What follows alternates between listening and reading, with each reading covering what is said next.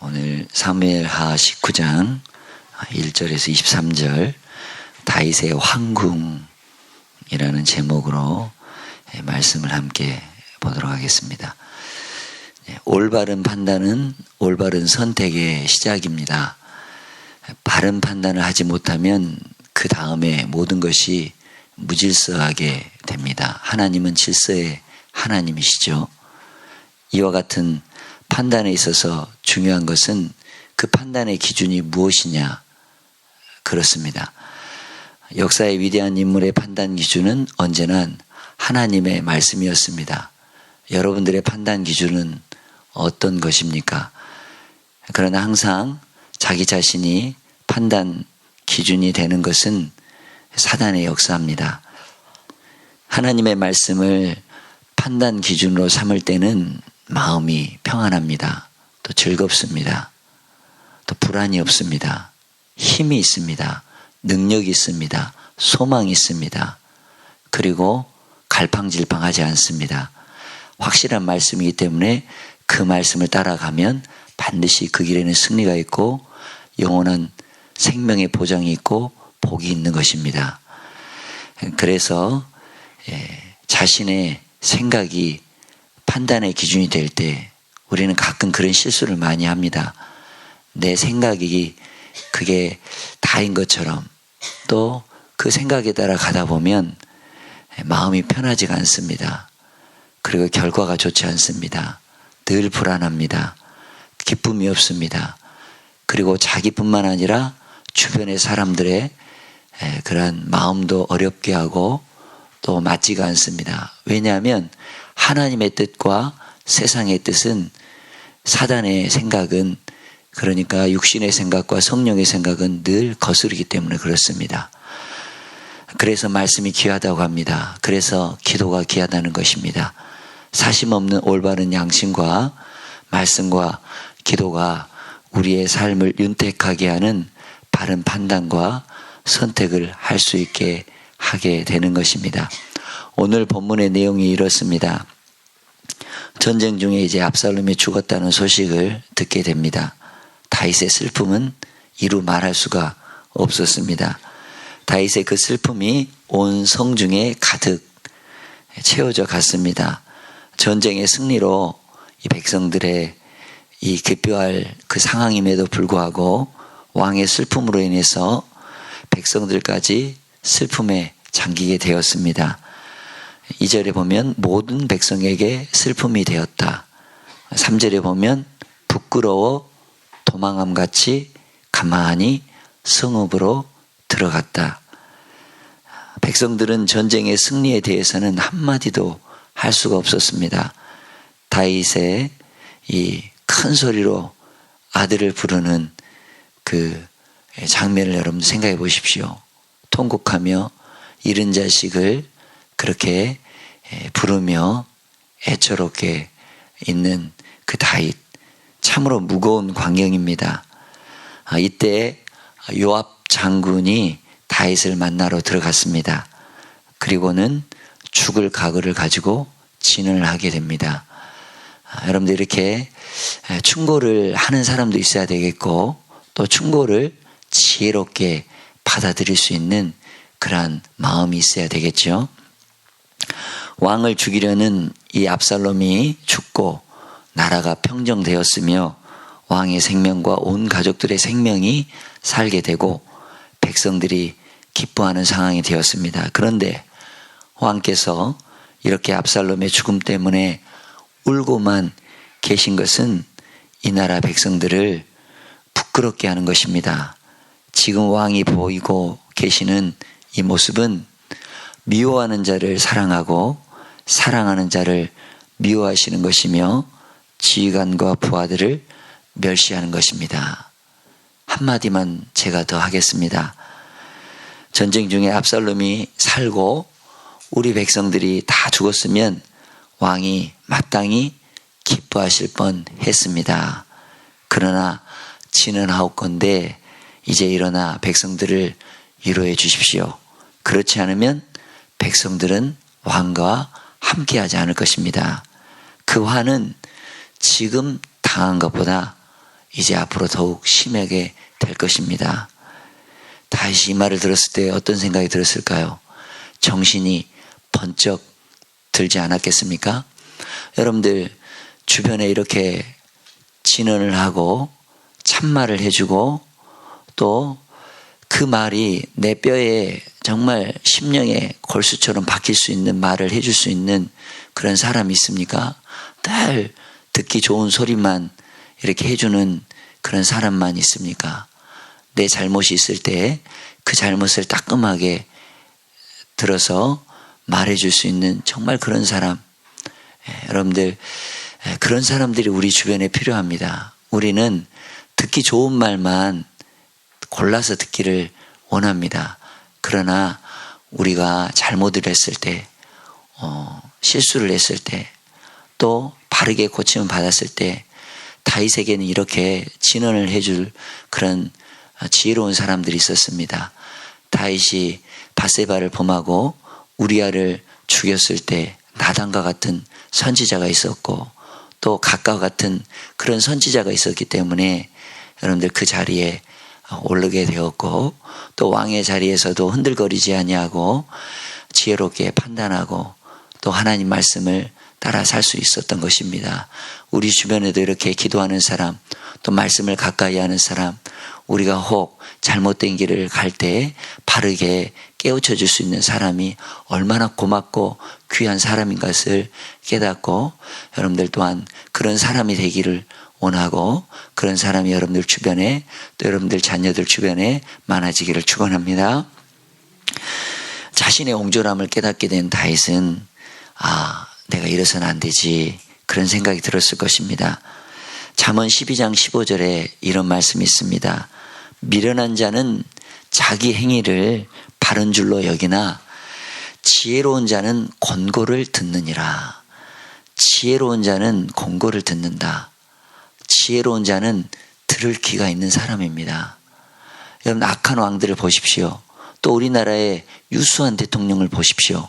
그러면 정말로 쓴소리, 바른 소리 해줄 수 있는 충신과 또 이렇게 신하들이 있었습니다. 그런데 되게 나라가 기울어지고 또 어려울 때는 되게 간신들이 그렇게 왕 주변에서 듣기 좋은 소리만 했습니다. 여러분들 이런 바른 소리 또 정말 나에게 바르게 가라고 하는 그 소리를 들을 수 있어야 되겠지요. 권고를 들을 수 있는 지혜로운 사람, 참으로 너무나 이 시대에 필요한 사람인 것 같습니다. 다윗은 곧 밖으로 나가서 성문 앞에 앉았습니다. 그러자 온 백성이 다윗에게 나왔습니다. 또 그를 대적했던 이스라엘은 각기 장막으로 도망을 쳤다라고 성경은 기록하고 있습니다. 이렇게 다윗이 아들을 잃은 슬픔을 내려놓으면서 바위에 눌린 것 같은 무거움은 이 장면이 바뀌게 됩니다.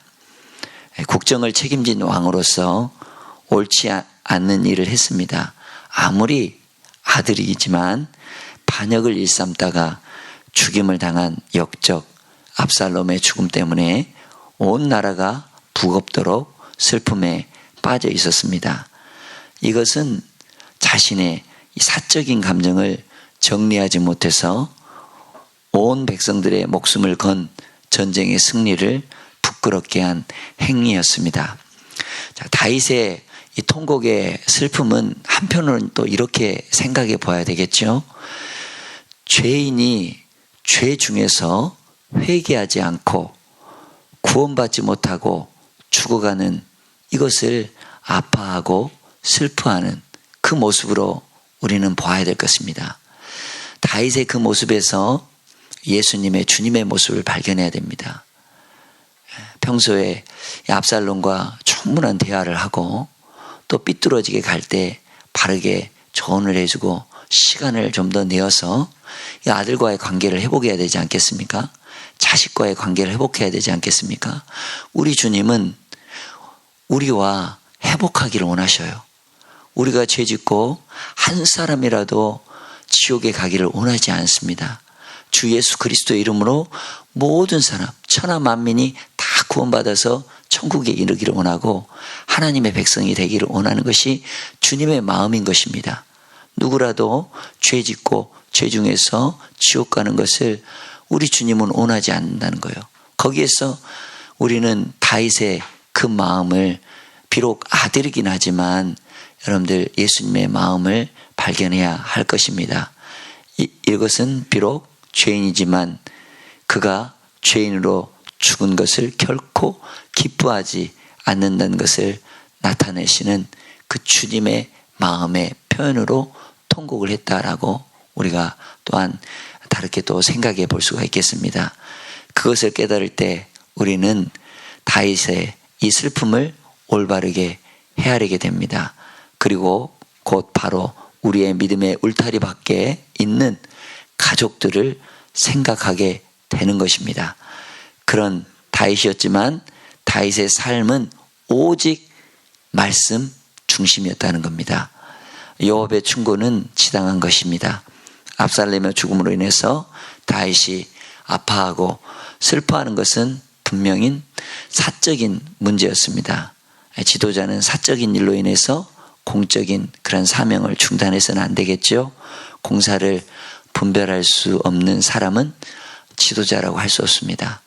여러분들이 리더로 또 제자반에 섬기는 자로 있다면 여러분들 공과 사를 분명히 하시고 하나님의 말씀의 중심에서 판단하시는 은혜가 있기를 축원합니다.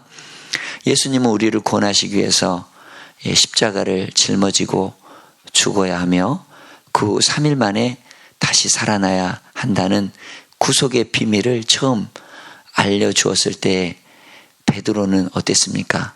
주님의 죽으심이 말도 안 된다고, 그럴 수 없다고 항변을 했습니다. 그때 예수님은 베드로에게 사단아, 내 뒤로 물러가라. 너는 나를 넘어지게 하는 자로다 하며 호통을 치셨습니다. 베드로의 이 말은 사사로이는 얼마나 위로가 되고 또 인간적으로 얼마나 정이 넘치는 말인지 모릅니다. 그러나 하나님의 뜻을 이루는 거룩한 사역에 있어서 베드로의 이 말은 그야말로 사단이 기재라는 말이라는 것을 아시는 주님이셨기 때문에 그토록 단호하게 책망을 하셨던 것입니다. 하나님과의 우리의 관계는 어떻습니까? 우리를 판단하시는 분은 하나님이십니다. 그리고 그 판단에 한치의 착오도 없으십니다.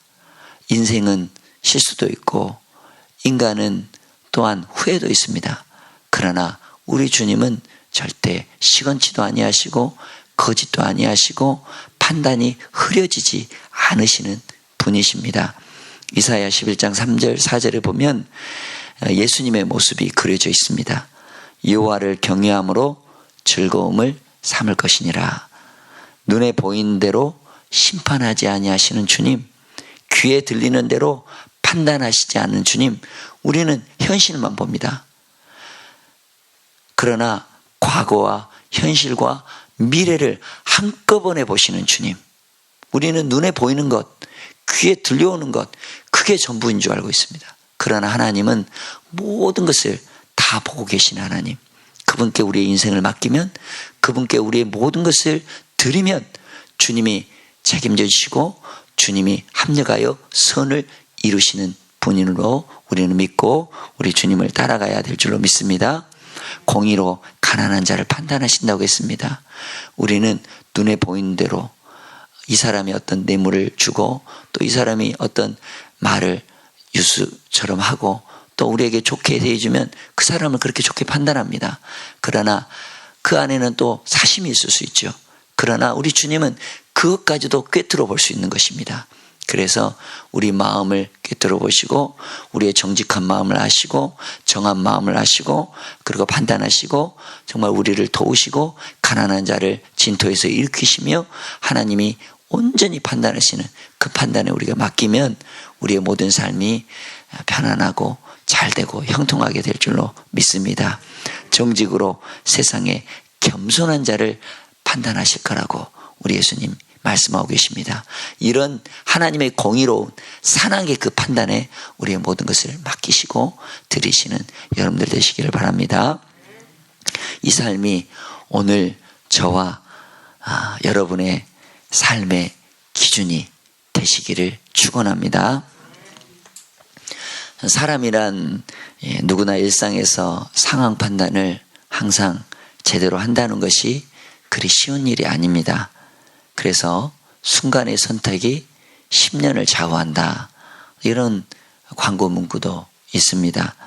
모든 지킬 만한 것 중에서 더욱 내 마음을 지키라. 생명의 근원이 이에서 남이니라. 생명의 근원은 예수님이십니다. 우리의 마음을 지켜주시는 분도 바로 예수님이시죠. 올바른 판단과 선택은 삶의 축복으로 이어집니다. 또 윤택하게 되죠. 여러분은 모든 일상에서 기도와 말씀으로 어떤 상황에 처하든지 올바른 판단을 하시고 올바른 선택을 하시기를 예수님의 이름으로 축원합니다. 자, 9절 10절에 보면 이스라엘 백성들이 서로 변론하는 내용이 나옵니다. 내용인즉 다윗 왕이 블레셋도 물리쳤고 원수의 손에서 민족을 구원했다. 그가 아들에게 반역을 당해 쫓겨나갔지만 이제 우리가 기름을 부어 왕으로 세운 다윗의 아들 압살롬은 전쟁에서 죽었다. 그러니 우리가 이렇게 세월을 보내고 있을 것이 아니라 다윗 왕을 예루살렘 성으로 모시고 와야 한다라는 겁니다. 이때 다윗 왕은 자신의 측근인 제사장 아비아달과 사독을 통해서 유다 지파에게 전가를 보내죠. 온 이스라엘이 다윗 왕을 황궁시키고자 하는데 형제요 권력인 유다 지파는 어찌 앞장서지 않느냐는 것입니다. 그러면서 그들에게 먼저 나서라고 채근을 하게 됩니다. 또 한편으로는 당시 반란군의 우두머리였던 아마사에게 미래를 보장하는 약조를 하면서 유다 지파가 서둘러 다윗의 황궁을 준비하도록 합니다. 여기서 조금 이해가 되지 않는 부분, 압살롬 편에 서서 군 지휘관이 되었던 이 아마사에게 중요 요직을 맡긴다는 것. 여러분들 같으면 그럴 수가 있겠습니까? 그런데 다윗은 이렇게 통일 왕국 또 하나된 왕국, 분열되지 아니하고 하나가 되기 위해서 비록 적이었지만 이렇게 통합할 수 있는 지혜를 낸 거죠. 이렇게 그렇습니다. 모두의 마음을 모아야 하기 때문에 포용을 해야 되기 때문에 반대편도 수용하고 그게 바로 리더십인 겁니다. 우리나라는 너무나 편가리가 심하죠. 그래서 여러분들 마음을 모아야 하는 겁니다. 바로 다윗은 그런 지혜를 가지고 있었다는 것이죠. 나중에 문제가 되는 사건이 있기는 하지만 그러나 그때 당시 이렇게 백성들의 분열된 그 마음을 하나로 묶기 위해서 이러한 조치를 취했다라는 겁니다.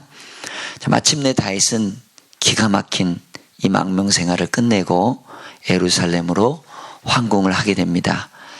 자, 이러한 모습에서 몇 가지 교훈을 삼고자 하는데 첫 번째 교훈으로 삼아야 될 것이 지난날의 역사를 이 반면에 거울처럼 비춰볼 수 있을 때 올바른 판단과 선택을 할 수 있다라는 겁니다. 자, 아버지와 아들의 기막힌 이 전쟁이 끝나자 이스라엘 백성들은 지난날을 돌아보게 되었습니다. 하나하나 손꼽아 보니 다윗 왕의 업적은 이스라엘 역사에 다시 없는 위대한 업적이었습니다. 이스라엘 진영의 그 누구도 감히 대적할 수 없었던 이 블레셋의 용사 골리앗을 죽인 이도 다윗이었습니다. 강력한 블레셋을 물리치고 주변 강대국을 제압하여 이스라엘의 태평성대를 누릴 수 있는 기틀을 만든 이도 다윗이었습니다.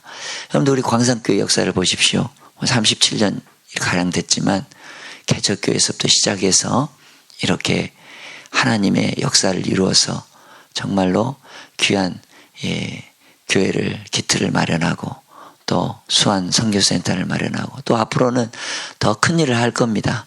이렇게 귀한 일을 하신 목사님과 또 이렇게 앞으로 또 귀한 일을 감당해야 할 목사님, 또 우리 사역자들, 여러분들 서로 존중하고 귀하게 여기고 서로 사랑으로 하나가 되어서 정말 광주 땅만 아니라 우리 남한 땅에 또 더 나아가서는 저 풍력 땅에 귀한 일을 감당할 수 있는 우리 교회 되어야 되지 않겠습니까? 지역사회뿐만 아니라 정말 남북한을 아울러서 통일 한국을 이룰 수 있는 우리 다음 세대들을 잘 키워서 이 통일 한국에서 정말 귀한 인물들이 우리 광산교회, 미랄두레교회에서 나와야 되지 않겠어요? 그래서 여러분들 기도하고 이 일을 위해서 이렇게 애쓰시고 수고하신 우리 귀한 목사님과 또 우리 사역자들 서로 감사하고 생각하고 그리고 이렇게 그분 때문에 이렇게 그분의 기도 때문에 헌신 때문에 피눈물 때문에 여기까지 왔다라고 이렇게 감사하고 서로 즐거워하고 이러면 이게 바로 천국이고 또 우리 주님이 바라보시는 아름다운 모습 아닐까요? 자, 그런데 백성들이 그의 아들 압살롬에게 마음이 뺏겨 올바른 판단을 하지 못했습니다. 당연히 바른 선택을 하지 못했습니다. 그리고 오늘과 같은 이런 참담한 시간을 가져오고야 말았습니다. 여러분, 분열이라는 것은 아픔이죠. 분열해서는 안 되죠. 그렇게 하나하나 돌아보니까 비로소 무엇인가 제대로 보이기 시작한 것입니다. 다윗의 이때 나이가 얼마나 됐을까요? 아마 이제는 전쟁에 나갈 수 없을 만큼 여러분들 이제 나이도 지긋이 들었을 것입니다. 예전에는 이 청년, 소년 다이처 이렇게 골리앗도 물리칠 수 있는 기백과 패격이 있었지만 이제는 유수한 시간이 지나서 이제 흰머리도 생겼고 주름도 생겼고 또 이제 성읍에 계셔야 될 만큼 이제 이렇게 힘도 조금 없을 그런 시대 아니겠어요? 그때 여러분들 이제 보기 시작한 겁니다. 젊은 압살롬만 우리가 좋아했구나. 우리 다윗 왕이 지금까지 우리에게 정말 베풀어 주신 선정과 하나님의 참 목자로서 선한 목자로서 그렇게 우리를 사랑해 줬구나. 다시 생각되게 되는 것이죠. 어서 속히 온전히 이스라엘 왕으로서 통치하게 하는 것이 옳다. 결론을 내렸습니다. 모든 언론들이 그와 같은 만장일치의 결론을 내렸습니다. 그렇습니다. 올바른 선택이란 올바른 분별입니다. 분별이라는 것은 세상 물정에 대한 바른 생각이나 판단인 것이죠. 판단은 나의 기준으로 재단하는 것이 아니라 분별이란 하나님의 눈으로 바라보는 것입니다. 분별은 집을 나간 자식을 바라보는 아버지의 눈입니다. 분별의 내면에는 하나님의 마음이 있습니다. 그것이 긍휼입니다. 거기로부터 이해와 용서와 사랑이 시작됩니다. 그것이 바로 하나님의 마음인 것이죠. 여러분들 이런 분별의 마음이 있습니까? 하나님의 마음을 가지고 있습니까? 그렇다면 여러분들 하나님의 사람인 것입니다. 그래서 하나님과 상관없는 마음은 쓸쓸하기 짝이 없는 것이죠. 비판과 정죄하기를 숨쉬듯 하고 불평을 그치지 않는 사람, 타인을 판단하고 내리깎는 그런 것을 아무렇지도 않게 하는 사람, 그런 사람의 마음은 겨울날에 허 벌판과 같고 또 황량한 사막 벌판과도 같습니다. 거기에 무슨 선한 열매가 있겠습니까? 거기에 무슨 좋은 것이 있겠습니까? 왜냐하면 그런 사람의 마음에는 하나님의 마음이 없기 때문에 그렇습니다. 이런 하나님의 마음을 가지시기를 바랍니다. 인간은 항상 판단할 때 그 대상의 현실만을 보죠. 그러나 하나님 판단하실 때 언제나 과거와 미래를 함께 보신다. 제가 말씀드렸죠. 과거와 미래를 보는 마음을 가질 때 올바른 판단을 할 수 있으며 그럴 때 바른 선택을 할 수 있다는 겁니다. 이제 이스라엘 백성들은 분별할 수 있었습니다. 무엇이 잘못되었고 무엇이 올바른 것인가를 판단할 수 있는 가치 기준이 바로 세워진 것입니다. 그래서 본문 9절 10절이 우리에게 주는 좋은 교훈인 것입니다. 압살롬의 화려한 외모와 교활한 속임수에 이 분별력을 잃었던 이스라엘 백성들은 잠깐 멈추어 지난 날을 추억해 보니 자신들의 행위가 얼마나 어리석었는가를 깨닫게 되었습니다. 그렇게 깨닫는 마음에서 올바른 판단과 그러한 선언을 할 수가 있다라는 겁니다. 두 번째로, 상대방의 귀한 부분을 귀한 줄 알고 나의 잘못된 것을 잘못으로 깨달을 때 올바른 판단과 선택을 할 수 있다라는 겁니다.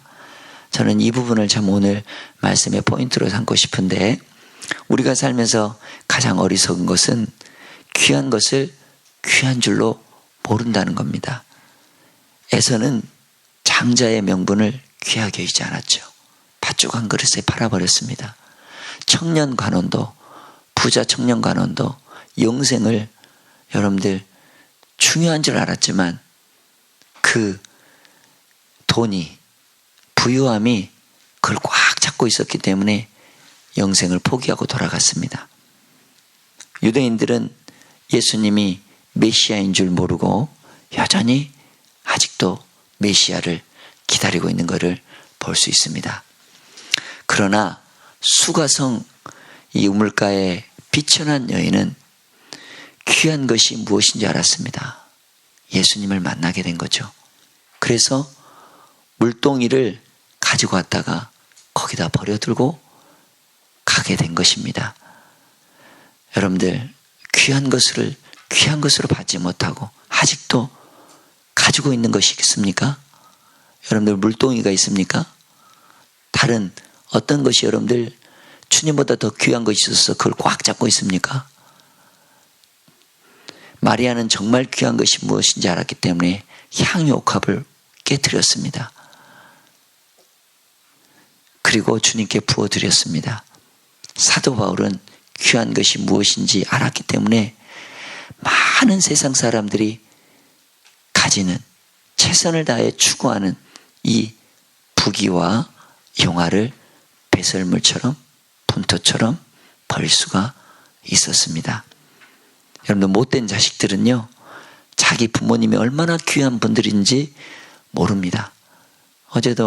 엊그제도 목사님 말씀하셨죠. 가정의 달에 부모님 찾아뵈라고, 또 찾아뵐 수 없으면 뭐 이렇게 식사값이라도 보내드리라고. 정말 부모님을 귀하게 여길 줄 알아야 돼요. 그리고는 친구의 아버지를, 또 친구의 부모님을 더 좋다고 생각하는 그러한 훌륭하게 생각을 합니다. 저도 어렸을 때는 가끔 만나는, 그래서 뭐 이렇게 과자라도 하나씩 사주고 그런, 부모님이 참 다른 친구 부모님이 자상하고 좋다. 우리 부모님은 맨날 이렇게 잔소리나 하고. 그러나 이제 세월이 지나 보니까 우리 부모님이 참 귀하다. 여러분들이 부모님을 떠나보신 분들 같으면 정말 부모님이 귀하다는 걸 더 절절히 느낄 수가 있겠죠. 내 남편이, 내 아내가 참으로 그 어떤 사람보다 귀하다는 것을 잘 모릅니다. 잊고 살아갑니다. 저도 이번에 기도원에 가면서 이렇게 이틀에 한 번씩 아내가 보고식을 가지고 이렇게 오는데, 그전에는 몰랐어요. 참으로 너무나 귀하다. 그래서 제가 이제 평생 제 아내만 바라보고 제 아내를 위해서 살아가기로 작정을 했습니다. 그리고 이제 보니까 제가 이제 20대 중반 정도에 결혼을 했는데, 그때는 이제 뭐 교회에서도 결혼을 했지만 육적인 결혼을 했다. 지금까지는 제가 육적으로 아내를 사랑하고 또 육적으로 아내와 함께. 근데 이번에 기도원에 가서 영적인 결혼식을 했습니다. 그러니까 아내가 새롭게 보이는 거예요. 여러분들도 이런 마음이 있기를 축원합니다. 세상에 그 어떤 여자, 그 어떤 남자보다도 내 아내, 내 남편이 귀하다는 것이, 그걸 알아야 가정이 행복한 겁니다. 그러죠? 이 세상 무엇보다도 여러분들, 아내도 귀하죠. 남편도 귀하죠. 자녀도 귀하죠. 그러나 무엇보다도 우리 예수님이 귀한 줄 알아야 됩니다. 예수님보다 귀한 분은 없습니다. 주 예수보다 더 귀한 분은 없네. 이러한 고백의 찬송이 여러분들의 찬송이 되시기를 축원합니다. 9절에 10절에 보면 이제 이스라엘 백성들이 자신들의 지난 날을 거울처럼 보게 되면서 다윗이 얼마나 귀한지를 알게 되었습니다. 다윗이 이스라엘 역사에 있어서 얼마나 소중한 사람인가를 그때서야 깨닫게 되었습니다. 그들은 옛날 사무엘상 18장에서 외쳤던 소리를 했습니다. 골리앗을 물리치고 돌아온 다윗을 향해서 사울은 천천히요 다윗은 만만이라 노래했던 그 역사를 뒤돌아보았습니다. 사울이 죽자 헤브론으로 달려가서 하나님의 뜻을 그렇게 말하면서 다윗을 왕으로 추대했습니다. 그렇게 다윗이 좋았고 다윗이 위대한 지도자라고 추종했었습니다. 그러나 세월이 지나면서 다윗의 좋은 면면도 실증을 느끼고 다윗의 존재 가치를 이렇게 폄훼하기 시작했습니다. 그러다가 다윗의 화려한 아들 압살롬이 등장하며 자신들의 마음을 도적질할 때 다윗을 버리고 천하의 몹쓸 압살롬을 따랐습니다. 이제 이스라엘은 자신들의 행위가 얼마나 잘못되었던가. 여러분들 첫사랑 예수님 만나서 얼마나 행복했습니까? 그러나 그 첫사랑 예수님을 버리고 이 세상 것, 그럴듯한 것 좋아하고 따라가고 했던 것 여러분들 회개하고 주님께로 돌아오십시오. 그것이 사는 방법이고 그것이 축복받는 인생이요 그것이 하나님 나라의 왕이신 나의 하나님 내가 주를 송축합니다. 10편 145편 1절에 그렇습니다. 하나님의 나라 왕국을 세워야 돼요.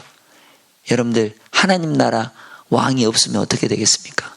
우리나라 우리 마음에 그리스도가 왕이 없으면 어떻게 되겠습니까? 분열만 있고 아픔이 있고 찢어짐이 있고 갈라짐밖에 없는 거예요. 그렇게 되는 것이죠. 여러분들 다윗을 이렇게 서둘러서 귀환하게 하고 황공하게 하는 것 바로 오늘 예수님이 여러분들 마음속에 오셔서 예수님이 진정으로 왕으로 오셔서 여러분들 다스리시는 하나님 나라를 회복해야 될 것입니다. 여러분들 기억하시기를 바랍니다. 내 아버지, 내 어머니가 이 세상에서 제일 좋은 부모님이고 내 안에 있는 남편이 가장 귀한 분이다. 내가 출석하고 있는 우리 교회, 우리 목사님이 좋은 교회 귀한 목사님이다. 우리 예수님이 가장 귀한 분이시다. 이렇게 고백하시는 여러분들 은혜가 있기를 원하고 이 기도 제목을 삼고 오늘 이 시간 기도하는 은혜가 있기를 바랍니다. 기도하겠습니다.